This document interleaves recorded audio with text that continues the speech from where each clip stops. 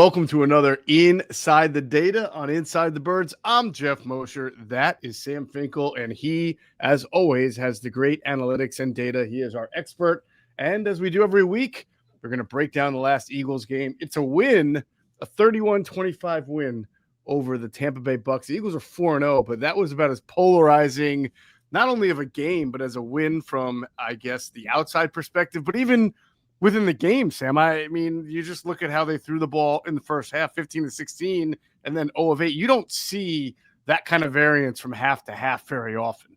No, you really don't. And you're absolutely right. And very excited to break this down. Awesome. That's great. Sam, in this episode, we've been following a sort of a formula of going through some data, but Sam has some really excellent statistics on AJBrown, analytical ones, really advanced data on AJBrown and his separation that we're going to get into.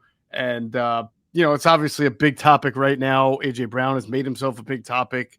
So have the Eagles by not being able to get him the ball. It's a guy who's had 1,400 yards 3 years in a row. And then last year was up over, I believe, 1,100 yards and missed some games and probably would have been there. And right now he's like a guy in the offense, Sam. It's kind of weird to see AJBrown just not getting the ball. Yeah. And it's not for lack of trying, correct, as you'll see, but we'll talk about it soon. I'm excited for that one. All right. Awesome. So we will start off and we'll get to the charts in a second. But just in general, before we do anything, as you were putting this together, that jump out at you from an analytics or a data standpoint that made you go, wow? Something that I said last week really inspired me to add something new to the basic chart. And that was the average starting field position, right? Love it. I feel like particularly against the Rams, the Eagles did not win the starting field position battle. I was a little bit surprised to see that they won against the Buccaneers. I guess not crazy surprised, but they did win the average starting field position battle. It sure helped that they didn't muff 5 kickoffs, Sam. I mean, there's no doubt about that. That can really help you in the category for field position. Yeah, absolutely. Something we also talked about last week jumped out at me in the basic stats, and I'll pull that up in a second, because in a lot of the basic stats, the Eagles did not win. But in one key one that we talked about last week, they continue to win, and that makes a big difference. So I will pull up the chart now, and we will get right to it. And as you can point out there, Sam, the Bucs pretty much owned from a basic stance. They won the stat sheet there, except for one critical category that's been key for the Eagles, and that's the turnovers. Yeah, and I think this is the first week that the Eagles lost time of possession too. Right. So I should have mentioned that as well as a key part of this. Like we said, the way the Eagles want to play football, the way they have been playing football. Love that. The way they've been playing football has been winning the turnover battle and by holding the ball and having the maximum amount of time of possession. Right.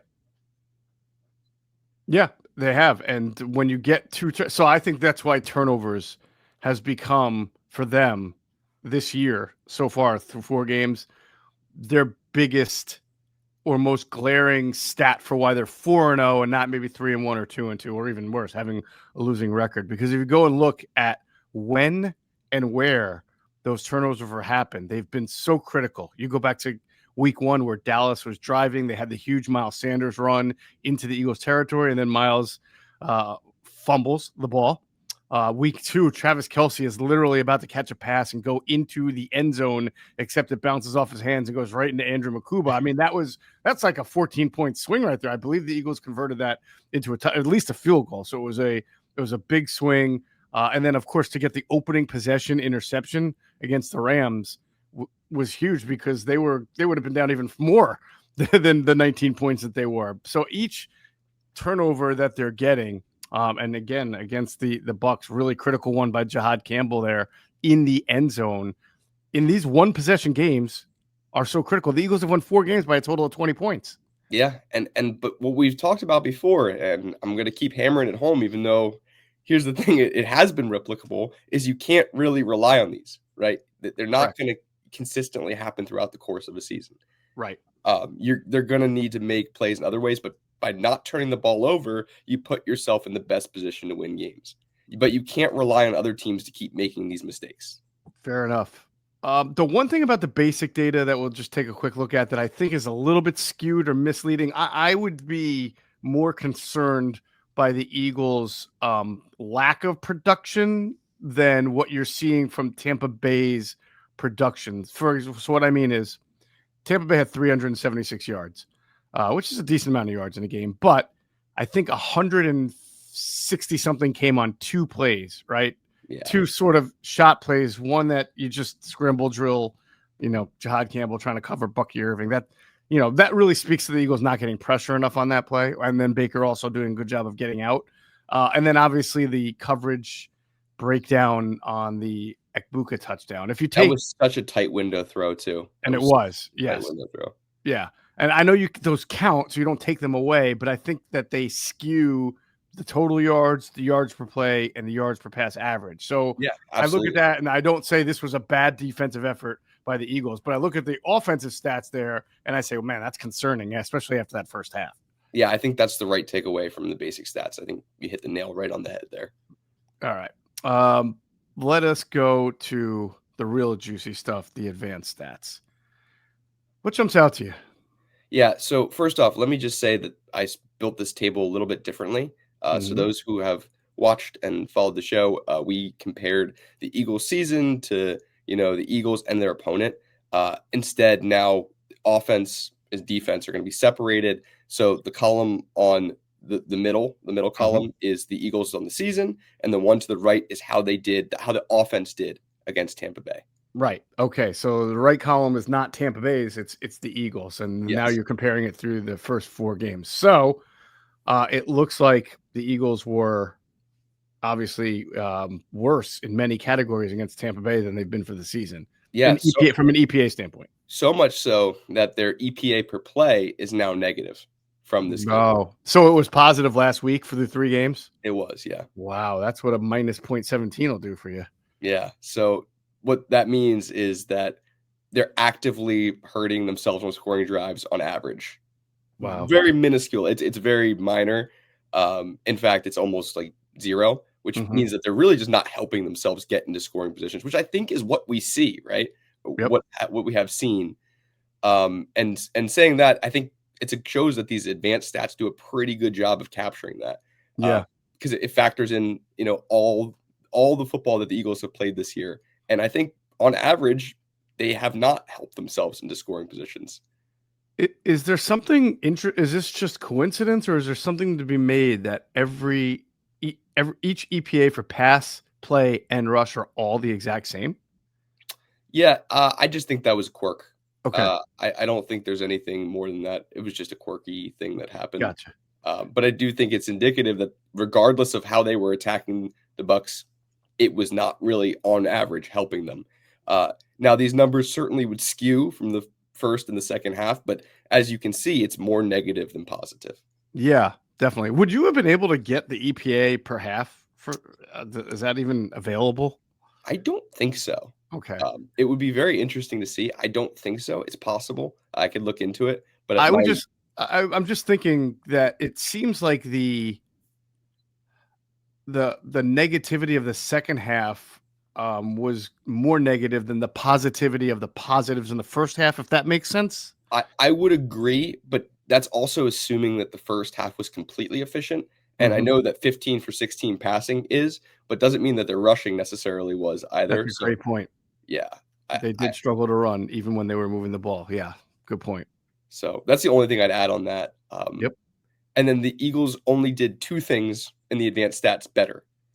And that was they got the ball out Hurts got the ball out much quicker, but it was out of necessity, right? I mean, that was by design, right? It was out of necessity and by design. And then also the sack percentage was lower than on the season. So. Yes. Yeah. Because, and again, that would be another one to measure by the half, because Hurts had far fewer dropbacks in the second half, but I think he took 3 sacks on far fewer dropbacks. So I would imagine his second half sack percentage is in the red, as opposed to being for the game in the green at 7.7.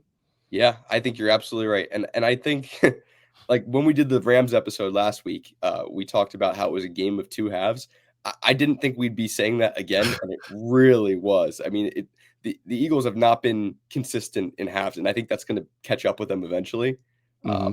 But I think that narrative, I didn't want to say that narrative again, but it really, you can't say anything else. Right.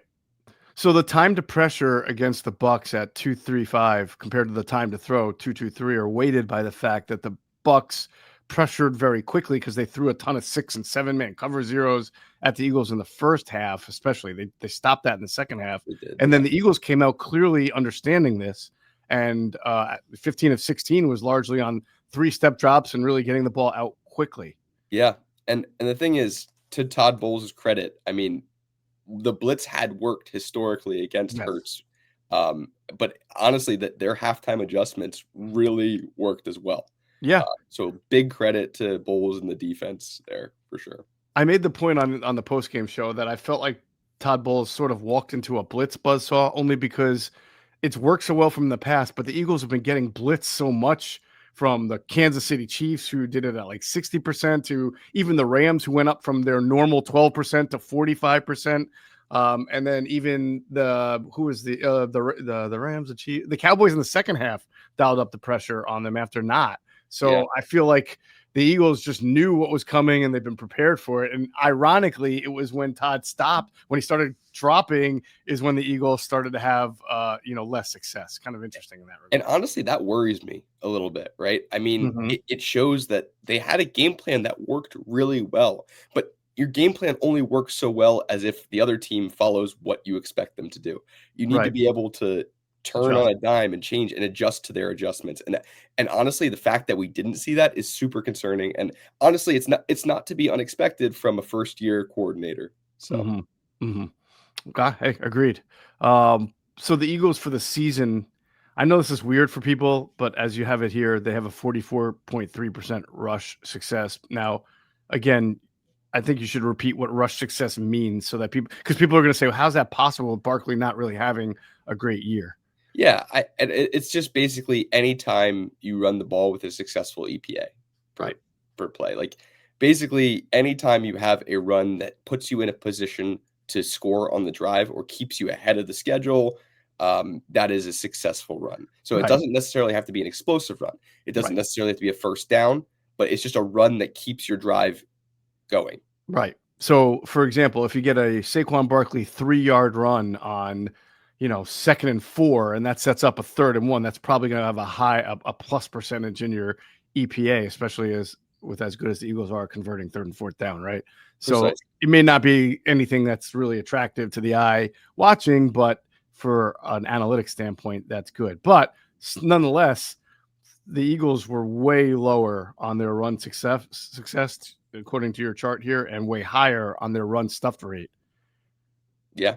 This to me, Sam, was very. We went through this on Inside the Tape with Greg Cosell. I picked out 6 or 7.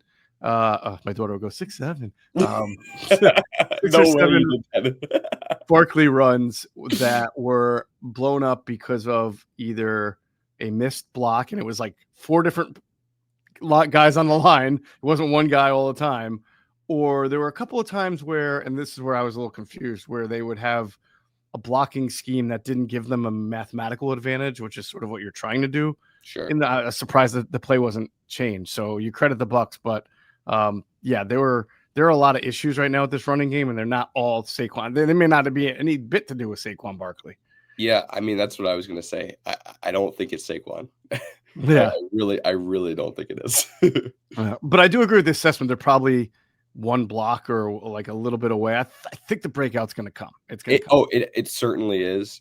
There is a lot of minor things that the Eagles need to fix, and I think they are probably trying to. And they're doing, when they're breaking down film, they see what we're seeing. They also have a lot of experience in fixing those things. So you got to stay a little bit optimistic, maybe cautiously optimistic, but I think it's coming. I think you're right.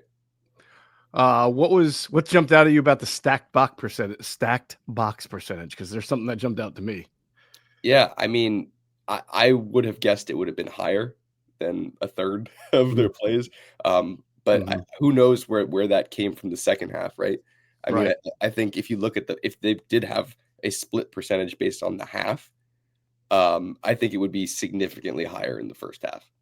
Right. And by the way, this percentage is just of not, this doesn't measure success. It's just how often they saw one or the other, correct? Right. Correct. So the Bucs basically said, we see that your run game is struggling, and we're going to give you a light box on more than half of your alignments, which is pretty interesting. Yeah. And I do think that you almost have to view it in the two halves because it was just two completely different games for sure. Gotcha. All right, good stuff there on the offensive numbers there for the Eagles, both on the season and how they compared to against the Bucs. Let's get to the star of the stat sheet. I like how you broke it up. First half, JalenHurts is definitely the star of the stat sheet. Yeah, I almost wanted to put like a first half sticker on top of Hurts because I mean that's really where you're getting this star. I almost did 2 defensive stars of the stat sheet, but I think based on the format, the way I've been doing it, it made sense to still split it up offense, defense. So let's talk about Jalen Hurts in the first half. Okay. Jalen Hurts in the first half, 15 16 on passes for 130 yards, 2 touchdowns. He recorded a 70% success rate in the first half, which was the second highest to start a game in his career. And Hurts had 0 tight window throws in the first half. Yeah. So I love that, Sam, that you put that. So what this tells me, and I'm taking nothing away from anybody, Goddard, Hurts, Petula, whatever. But what it tells me is they came out with a plan that was specific to what the Bucs do on defense, and the plan worked. They got exactly what they wanted to the point where they didn't even have to quote unquote struggle as far as threading tight windows or making things happen off script, except for the nice 28-yard run that Hurts had. But that was a big part of it as well, the efficiency. And then as we get into the second half, you'll see when the other team decided to change the plan, they did not change with it as well. Yeah, or whatever they tried to change just didn't work. Well, that's what I mean. Yeah, I don't know which one's worse. Right. But I think that distinction is important, right? Because if they tried to change and weren't successful, I think that's better than not changing at all. Yeah, I would agree with you on that. And I listen. These coaches have been coaching for a while. I think they can tell when a defense is going from 6 and 7 man rushes to 3-man rushes, and a lot of guys dropping. So I imagine that the play calling was different to combat that. It was, I think you saw it. There was a variety of throws that were either well defended or just not in the vicinity. But if you want to tell me that you think from a route concept there was a poor adjustment to what they're doing, I could believe that as well. Yeah, 100%. So you want to talk about Hurts in the second half? Yeah, let's go. All right. Hurts only had 1 successful drop back the rest of the game, recording his second lowest success rate, 9.1%, in the second half of his career. That's amazing. Yeah. In a bad way, but certainly amazing nonetheless. Honestly, it was like watching 2 different games. Yeah. Again. Hurts went 0 for 8 passing in the second half with 5 attempts into tight windows. So 5 of those 8 were into tight windows. And Hurts was only blitzed 1 time. Right. That's unbelievable. The 5 attempts into tight windows on 8 passes, I think has to make you wonder if the change from heavy blitzing with occasional man, although, there were a lot of zone behind those blitzes, but into the second half to passing into coverage. And there was a lot of rotation. There was a lot of, Vic does this too. There was a lot of, it looks like one thing, then it becomes another thing. If that made those tight window throws for Hurts because he thought he was getting an opening and then it closed at the last second because of a change in the defensive alignment. Yeah, I think that's totally plausible and makes a lot of sense. Yeah. But either way, I mean, he didn't convert any of the tight window throws, which is interesting because Hurts generally succeeds at tight window throws, sort of out of necessity, but it's also just the style of the receivers that he has and the offense. They tend to thrive in tight windows. Yeah. And they just didn't in the second half. And that, as we go to the spray chart, this is kind of a typical Hurts spray chart, right? Where most, if not all, of throws are outside the numbers here. Yeah. I do think it's interesting that, they were testing the left side of the field a little bit more than the right. I don't know if that's always necessarily a thing, but I do think it's glaringly obvious when you look at the spray chart that, there was a reason they were going that way. And I don't know. It's very different than the spray chart we saw last week, but, it's a win. You still got a win out of it. So yeah. There are a couple of more deep ball. You see, they're incompletions, but I think this is the most amount of passes we've seen this year. I think where he's had at least 1, 2, 3 of 25 to 40 or more yards. Yeah. Which you would expect. I mean, when the defense comes at you, although I think a lot of these came in the second half, weirdly, but I just think that just shows you how off kilter they were. I think so too. I mean, there's one that's hiding by the 30 plus 30 yards on the left side. I don't know if you saw that one too. Yeah. But I mean, there's a decent amount. I think there's 4 over 20 yards, and 5 over 15 yards. So I mean, they did try to move the ball down the field, right? But it just didn't. I mean, they only completed 1 out of the 4 over 20 and 2 out of the 5 over 15. So. Right. It's so weird. Like the signature JalenHurts play is the deep shot down the sideline, and yet here you basically see over 3 on those attempts. So just a weird game, man. Very weird game. All right. What else about the offense here? Yeah, I mean, Hurts had his rushing success rate of 55.6% with a plus 0.08 EPA per attempt. So again, Hurts contributing by running the ball, whether it's a scramble or a designed quarterback run.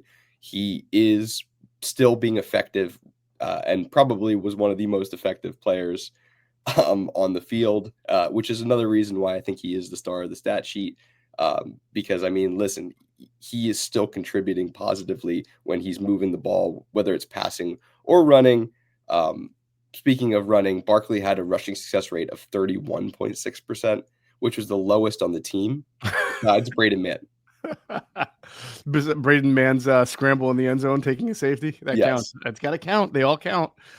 Yeah. But Saquon Barkley's EPA per attempt was minus 0.08, which basically averages don't work this way. But for the sake of argument, let's just say he basically took away everything that Hurts brought. Yeah. I mean, the numbers, again, it's average, so it's not like total. Right. You'd have to look at the total numbers to say that, but just for the sake of illustration, we're just going to say that he was, again, not his fault, I don't think. I wouldn't say, but it took away essentially what Hurts provided.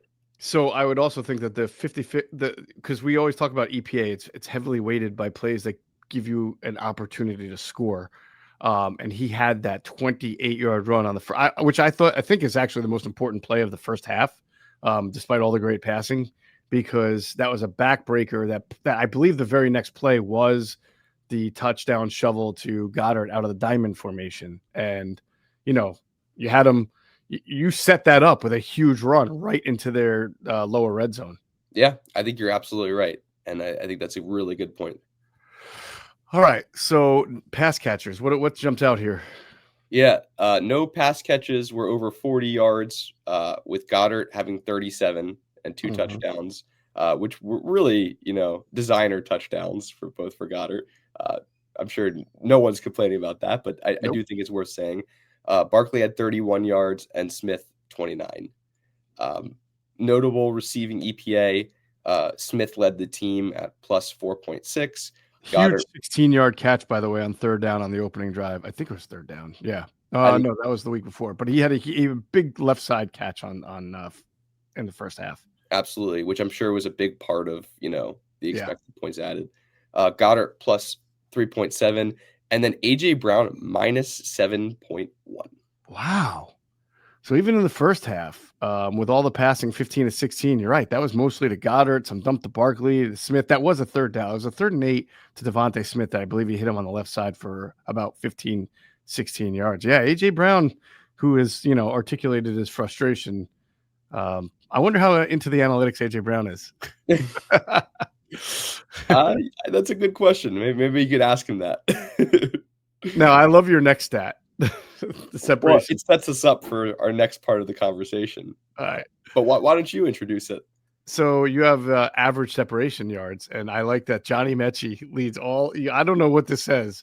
It's weird. They lined him up in the backfield a couple of times and had him run routes outside of that. So I don't know if that helps skew the average, but it certainly does, because it's when you're targeted, right? So a lot of what they did was they designed touches for him, or at least designed him open, and Hurts hit him when there was no one around him.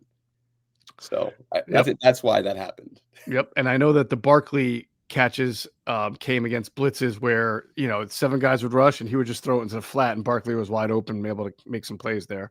Yep. But the 2 wide receivers, that really jumps out. 1.6 for AJBrown and 1.4 Devontae Smith. Hey, you know that one guy in the group chat who hit a 5-leg parlay week 1 and he wouldn't shut up about it for the rest of the season? Sounds like Kaplan, right? Yeah, it could be him. It could be you, and we would all want to be you. MyBookie makes it stupid easy to get in on the action, whether it's college ball, NFL, super contest, and survivor pools, all the spreads, player props, and in-game lines that you could want all under one roof. What more could you want than that? If you're new to MyBookie, use our code, THEBIRDS, THEBIRDS, THEBIRDS. Use the code, and any bet you choose up to $500 is fully covered. Make your play, and if it doesn't hit, you get it right back when you opt in using your bet back bonus token. There is no better time to jump in right now. No better place to play. Football is back. Let's make some money with MyBookie. Sports are all about competition. Every snap, every possession, every clutch moment matters. That same energy is what 1v1 Me brings to video games. Every single day, you can watch and stake on matchups in Madden, NBA 2K, FC, and Call of Duty Search and Destroy. All the games are streamed live. Every match has refs, and payouts are instant. And these aren't just random online lobbies. These are the best players in the scene, pros, streamers, and rivals.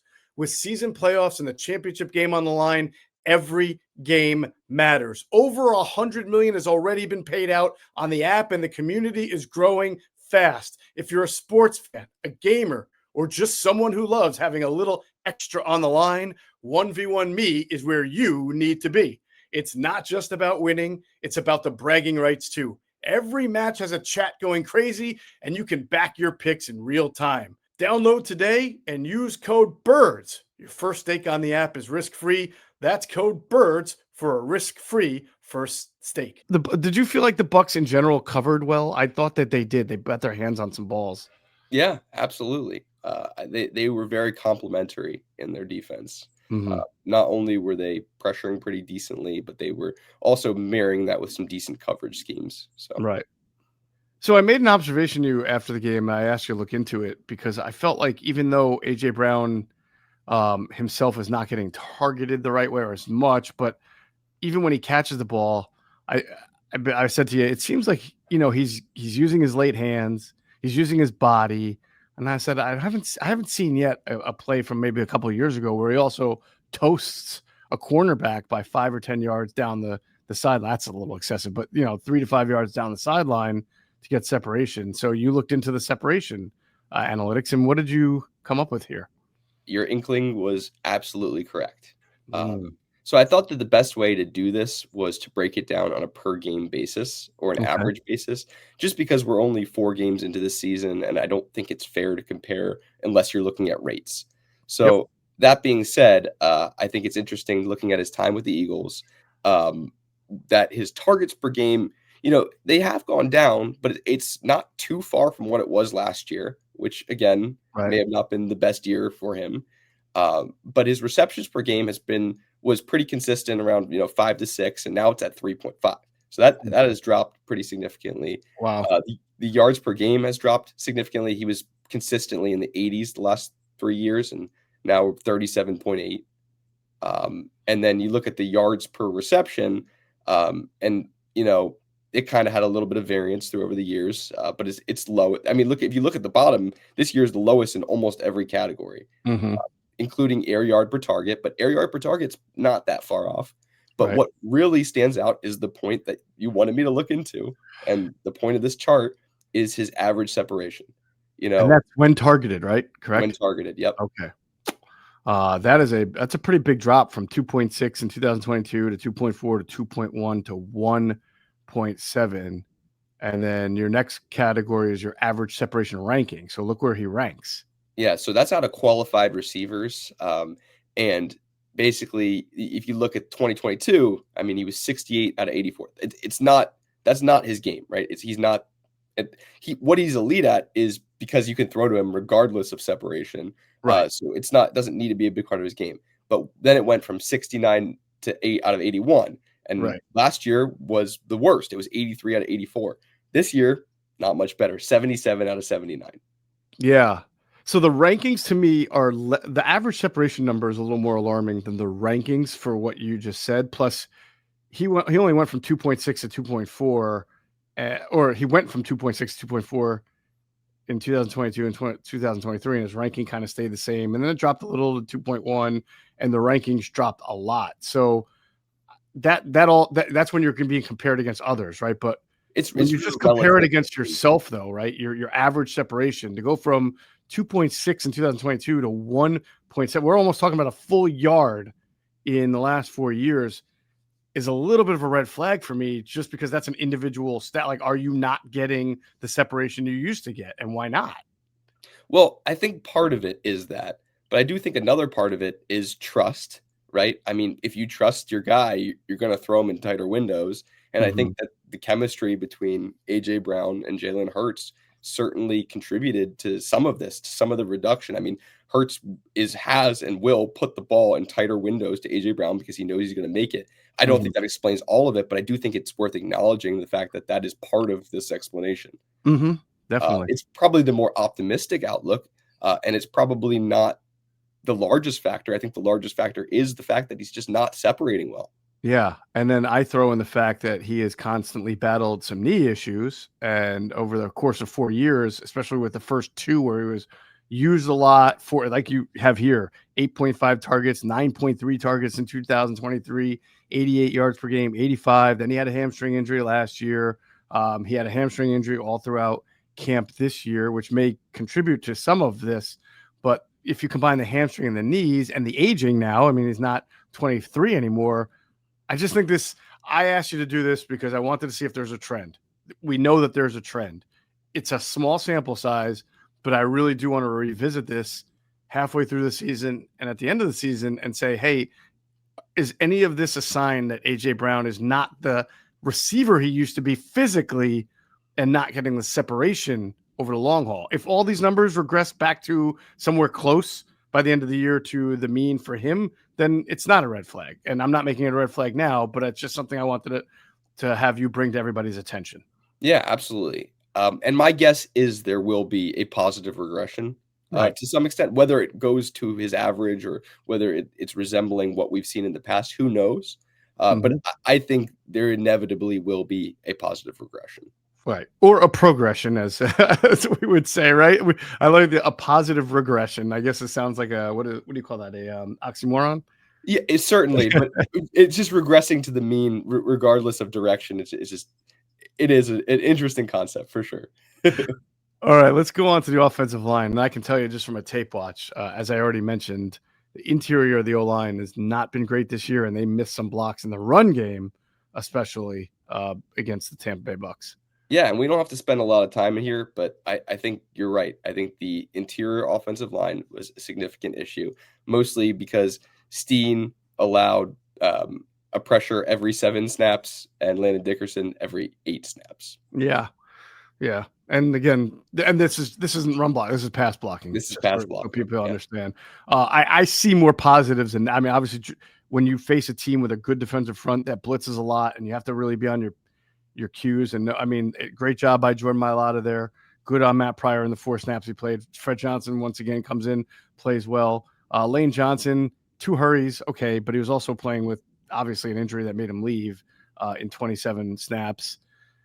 Steen's 4 and 28 is not great. I agree with that. And then of course Dickerson's 2 and 32. I mean, 6 hurries between your 2 guards and then 1 between your center is not great. I think you're the one that always says centers really should have 0, right? Because they're always usually in a double team. Although I guess when you're seeing this many blitzes, there probably were in a 5-out situation a lot. Yeah, and in that case, it should be more than 0. But center is usually you're in the trenches. You're deep within the trenches. You should usually be okay. Right. Overall, I don't think anything here is overly bad. Would you agree?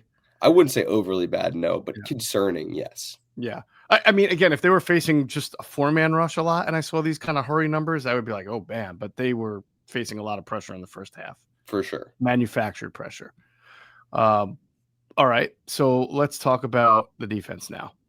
Yeah. So again, just change the format, how to explain it, just because I think this is a better way to understand it. Again, the middle column, Eagles on the season.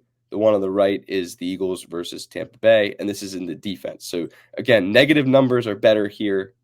Positive numbers are worse, at least in the EPA context. Right. And clearly they did better defensively against the Bucs than they were doing for the season. They made it hard on the Bucs. Yeah. That was obvious watching the game. And again, save those 2 explosive plays from the Bucs, and these numbers would be completely different. Right. The Eagles defense played pretty lights out besides those 2 plays. Right. I will say that, Fangio's comments about the kicking balls and the fact that they were able to make those aren't field goals in last year's NFL or any time before. I agree. Which I think is an important point that just shows that this defense really did a good job limiting the Bucs. Yep. And it took them longer to get pressure, and the Bucs had more time to throw, right, than ordinarily. But I feel like that was because of Baker's ability to kind of move around and side to side. And then not a lot of those times there were completed passes. So he was able to hold on to the ball. He wasn't getting pressured as much, but he also didn't complete a high percentage of passes. Yeah, absolutely. That is the best way you can say it. And you can see that net time before throw has been better on the season at just exactly to the point you just made. Right. And that's why the Eagles have a higher pressure and sack percentage in this game than they had in previous games. Yep. All right. Bucs receivers got a little bit higher of an average separation. Yeah. Probably. Wait, is that skewed a little bit by the 2 big plays, or does that not count because those were not real separation plays? Well, the one tight window one was not separated. It didn't have much separation. Right. Baker threaded that ball. It was one of the best throws I've seen. Honestly, so much credit to Baker Mayfield on that throw. Right. Most quarterbacks, that's an incompletion or an interception. Yes. But the one to Bucky Irving, I believe he was pretty wide open. So that one certainly. Yeah, I mean, it was sort of like he just led him with a because he had already slipped past Campbell in a scramble drill and slipped past him. Yeah. Run stuff percent. So the Eagles, this means the Eagles have been stuffing runs at a 12.4% rate, but only did it at 11.5% rate against the Bucs. Is that correct? Okay. I think is that fair to say sort of negligible, that number? I would say that's negligible. Yeah. Yeah. Because it's not like the Bucs. I thought the Eagles missed some tackles. And that needs to be cleaned up, but I didn't think that they were like out of gaps. Remember week 1 against the Cowboys who ran up the middle pretty easily against them? I didn't think that they cleaned up a lot of that. Yeah. And honestly, Cooper DeJean in the alley cleans up very well. Yes. And honestly, it makes sense why you'd want to keep him inside because he's just so good at stopping runs, Huge but part of it. Also pass as well. Yep. Huge part of it. The Eagles stacked the box less frequently than they have on the season, and they showed lighter boxes. Yep, less frequently. So not a whole lot of respect for the Tampa Bay run game, which wasn't bad. I mean, I just don't think they feared it as much. Sure. Yeah. All right. I love your star. By the way, I don't know if you heard it, but it's a rare W for me in the pregame show. We always do a score prediction and a player of the game prediction. And I like to not always take the quarterback because I think that's sometimes obvious. So I chose Quinyon Mitchell as my pregame show player of the game. And I feel really good about that. Well, congrats on that. Maybe you should give me the Powerball numbers too. Sure. I mean, how many people actually pick a cornerback for player of the game, right? Like in very rare. Yeah. But to be honest with you, he was the player of the game. Totally. He was the person that, regardless of anyone, had to be the star of the stat sheet. The other one I was considering, I actually had like a box for it, was Zach Bond, and I'll explain that later. But truly, it is Quinyon Mitchell. 2 receptions for 6 yards on 6 targets, 22 matchups against Egbuka.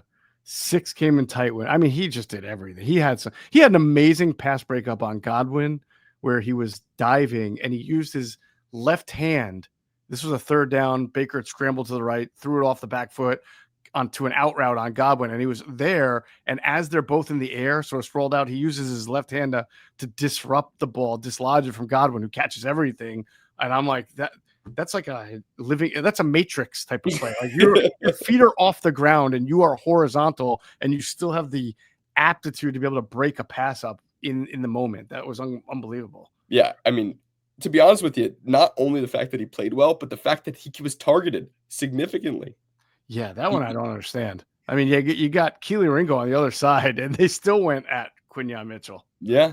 I don't know if they were trying to make a point or just saying that our guys are better and we want to go to our best players. And, again, Quinyon Mitchell took away the best options. Yeah. Every time he was on the field. Let's give our listeners these great stats that you have. Yeah. So first off, that the tight windows, the 6 targets coming in tight windows, is tied for the most in any wide receiver cornerback matchup in a game since 2018. Wow. I would love to know which game that was in 2018, but wow. Yeah, definitely interesting. Maybe it was, Mike Evans, Lattimore. Wouldn't surprise me too much. Well, that's a good one. Yeah.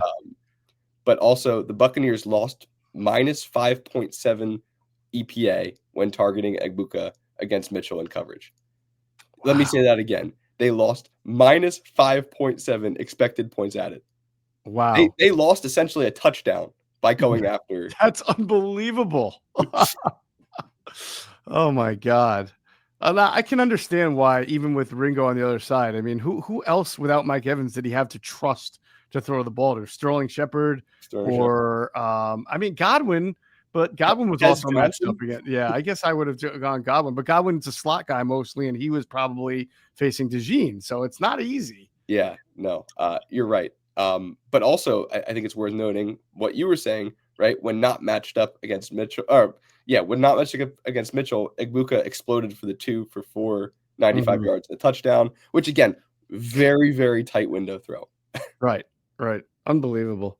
In Mitchell's other coverage opportunities, 0 catches on 3. I mean, he was just unbelievable. And the fact that he and Surtain are going to be sharing the field on Sunday for the Broncos, that's pretty awesome. It's a treat for people that love defensive football. Yes. But Mitchell led the team in QBR with 39.6 and coverage EPA -9. Wow, that's more than a touchdown at that point. Mm-hmm. That's amazing. That's more than a touchdown when everybody's involved. But I'm just saying, just on Egbuka, he took away a touchdown. Right. That's phenomenal, and almost hard to believe, given the Eagles' years and years and decades of missing a cornerback, that they would hit so well on this. I guess, when you miss that long, when you hit it, you're going to hit like a bonfire. I mean, listen, when we were at the Senior Bowl that year, we saw him. He just looked different than everybody else. Yep. I mean, he truly did. He did. So when the fact the Eagles took him, I mean, we weren't surprised, but it's incredible what he's turned into. All right. I wasn't surprised the Eagles took him. I was surprised he was still there. All right. Let's go to the rest of the defense here. Yeah. So the Eagles defense generated a 40.9% pressure rate on Baker Mayfield, their highest mark since the start of the 2024 season. Okay. That's interesting, because one of the bigger issues with the Eagles is edge pressure, but also this is a pressure rate, and we know that Vic is blitzing a whole lot more this year than he has in the past. So he's creating and manufacturing pressure because he's clearly not thrilled right now with his 4-man rush. Yeah, I think you're right. And I think that's important context because they probably could have gotten much higher if they were doing the blitz rate at what they are this year. Mm-hmm. But a very something that's exciting is 10 different Eagles defenders generated at least 1 pressure, including 5 of them with at least 3 pressures. Mm-hmm. Depending on which stat you look at, they're different. This is next gen stats, but PFF's actually has a little bit higher numbers for some of these guys. But based on next gen stats, Bond was at 5, Ojomo was at 5, Smith was 4, Uche was 4, and Carter was 3. Which Smith would that be? Oh, Za'Darius. Right. Okay. Yeah. And I think that this illustrates exactly what I'm saying. Bond is your leader in pressures with 5, and he only pressures on sim pressures when Vic is manufacturing them, as opposed to just natural 4-man rush. So that's an example right there. Yeah, I think it hits your point home very well. 12 of the 18 pressures came under 2.5 seconds. The first time the Eagles recorded a double-digit quick pressure total in a game since Week 5, 2023. Wow, that's pretty good. Yeah, I mean, they're getting there quickly. It's definitely a good sign. Yeah, sure. I definitely thought Mayfield was on the run a lot, scrambling, throwing off his back foot. And of course, the Bucs we mentioned, they got better on the O-line with Wirfs coming back, but their right guard and right tackle were like third stringers. Yeah, absolutely. And then finally, just a general thing on Bond, he recorded 5 pressures, 1 sack, 6 defensive stops, and allowed just 1 reception for 1 yard in coverage. He generated 4 of his 5 pressures under 2.5 seconds and now leads all linebackers, save if it changed on the Monday night games. But before that, linebackers with 7 quick pressures this season. Wow. There's a whole generation of Eagles fans, probably around your age, Sam, that just can't comprehend the Eagles having a lockdown cornerback, a lockdown slot cornerback, and also 2 off-the-ball linebackers who are incredible. Yeah, and that's not even talking about Nakobe Dean yet coming back eventually. Yeah. All right, going to the D-line and the pass rushing stats. Anything jump out to you positively or negatively here? So for this one, obviously, Okar Kwankwo, hopefully I didn't butcher that, isn't out for the season. Mm-hmm. He's out for the season. So it's I do want to say it's impressive. His get off was 0.6. Yeah. But when you have a 0.6 get off and generate no pressures, that doesn't feel great. But then you look at the pass rush and it's only 2 and you're like, okay, that kind of makes sense. Yep. But it's a shame to lose him because I mean, that's very exciting to see 0.6 get off. You don't really see that so much. That's pretty elite. But either way, it's a shame. They're going to have to figure something out. I will say that, you look at the other guys and they're all under 0.8 for get off. You feel really good about that. And then you see Uche is back at 55.6% win rate on 17 and generated 5 pressures. You feel really good about that. Yeah, definitely. I like the fact that Darius Smith had the slowest get off, but the second highest pressure rate and almost as many hurries and pressures as Uche on. He did play twice as many snaps, but still, it goes to show you that just because you get there fast doesn't mean you're going to win. Right. I mean, Smith is technical. I mean, he gets through. He got there still very fast, but he was able to still win just because of his skill set and moves. Right. And I like how you put it here for those who are new. Win percentage is when you beat the blocker within 2.5 seconds of the snap. And, then there's some extra content. Elite is 20% or more, average is 10 to 15. So Zadarius Smith 30.8 and Uche 55.6 on just 17 snaps were very, very good. Yeah, and typically these numbers are like those elite numbers are much better if you look at the season. Yeah. But, in this little context, it's still helpful. And then same thing with the interior defensive line. There were a couple of times that the Eagles executed some really good stunts, like the Ojomo sack on 3rd down. That was huge in the 4th quarter. Came on a stunt as well. Byron Young got in on a stunt, which did a nice job. So again, Vic, a lot of this is Vic manufacturing things and the D-line coach, really scheming well. Yeah, I agree. And again, notably, with the interior, like anything under 1 second is pretty good. And everybody was under 1 second. Yep. Carter had Jomo's best game of the season, by the way, because we've been talking about Jomo and really where's he been? Like he had a great training camp. This was his best game. And I don't think it will be his best game by end of season. Probably not. But I do think so far you're absolutely right. I mean, listen, him and Carter both having 18.8% win rate. Mm-hmm. Great. The get off, both of them decent get offs, pretty good get offs actually. Yeah. Carter especially. A little bit of a step back for Jordan Davis, but that's you're not gonna be amazing every game. That's true, and he still contributed. And he got 1 pressure. So hey, fall is planting season. Did you know that many plants and trees actually do better when planted this time of the year? But you got to know where to start, and that's why I love FastGrowingTrees.com. Doesn't matter if you live in the sunny South or if the air's getting a little chilly where you are, the plant experts can help you find the perfect fit for your space. They've got everything your yard needs: fruit trees, privacy trees, shrubs, flowering trees, so much more. And Fast Growing Trees makes it so easy for you to have your dream yard because you can order online and get your plants delivered directly to your door. If you're like me, you're tired of spending way too much money on landscaping. And if you walk into one of those nurseries and you look at all the stuff they have, you have no idea where to begin. That's why you need FastGrowingTrees.com. Doesn't matter about the size of your yard. They got over 6,000 plants to fit any space, and a 14-point quality checklist ensures you will get the best quality plants possible. This fall, they have the best deals for your yard, up to half off on select plants and other deals. And listeners to our show get 15% off their first purchase when using the code BIRDS at checkout. 15% off at FastGrowingTrees.com using the code BIRDS at checkout. Now's the perfect time to plant. Use BIRDS to save today.